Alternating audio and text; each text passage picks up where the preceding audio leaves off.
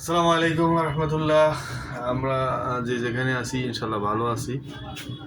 আজকে আমাদের যে বিষয়ভিত্তিক আলোচনা সেটা হলো যে প্রতিবন্ধী সম্পর্কে আমরা একটু কথা বলবো।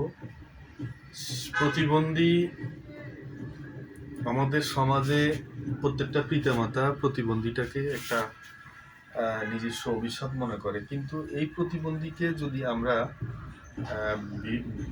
বিশেষ করে বিভিন্নভাবে কেয়ারটেক করতে পারি, এটাও একটা জাতীয় সম্পদে রূপান্তরিত হয়। এখন প্রতিবন্ধী কত প্রকার, যেমন শারীরিক প্রতিবন্ধী। শরীরের একটা অঙ্গ না থাকা, যেমন একটা হাত না থাকা, একটা পাও না থাকা, অথবা একটা চোখ না থাকা, এই শারীরিক প্রতিবন্ধী মাতৃগর্ভ থেকেও অনেক সময় হয়, অথবা আপনার কোনো অ্যাক্সিডেন্টের কারণেও এরকম হয়ে থাকে, আহত হয়ে থাকে।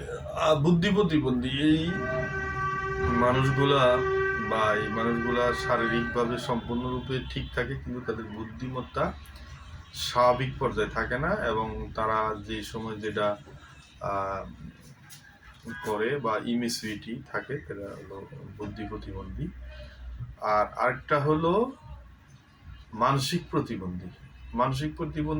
মানসিক রোগে আক্রান্ত, স্লিপিং ইনজোমিনিয়া, হেলেমেশিয়া বা অ্যাংজাইটিক ডিসঅর্ডার, অহেতুক ভয় পাওয়া, একটি বিষয় বারবার কল্পনা করা, এই যে নানান ধরনের মানসিক রোগে যারা আক্রান্ত হয়, সেটা হলো মানসিক রোগী। এবং মানসিক রোগী থেকে আমাদের মানসিক প্রতিবন্ধিতা সৃষ্টি হয়।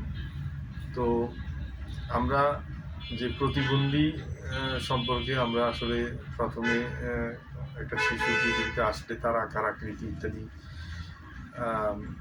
সম্পর্কে মানে আমরা জানি না সে কি প্রতিবন্ধী নাকি, কিন্তু যখন বয়সের সাথে সাথে সে বড় হয় এবং তার চেহারা এবং বিভিন্ন ধরনের ভাব ইত্যাদি কারণে যে বাচ্চাটি প্রতিবন্ধী, সে তার ইয়েটা ফুটে ওঠে।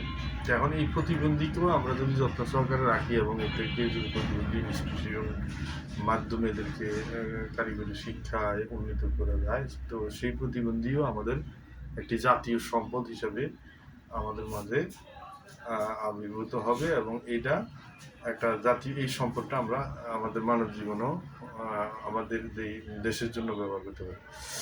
তো প্রতিবন্ধী আসলে কেন হয় সেইটা তো যেটা বললাম, যে শারীরিক প্রতিবন্ধী একটা যে কোনো আল্লাহর অলৌকিক কারণে মায়ের পেটের থেকে যে সমস্ত প্রতিবন্ধী একটা অঙ্গহীনভাবে আসে, সেটা তো এক ধরনের প্রতিবন্ধী।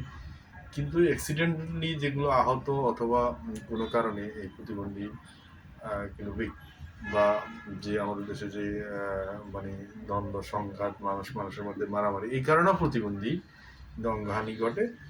তো এই ধরনের প্রতিবন্ধীদের সুলসরা বিশ্লেষণ করলে যেটুকু পাওয়া যায়, আসলে প্রতিবন্ধীকেও আমরা একটা মানব সম্পদ হিসেবে রূপান্তরিত করতে পারি, যদি আমরা এই প্রতিবন্ধীকে সঠিক শিক্ষান্বিত করতে পারি।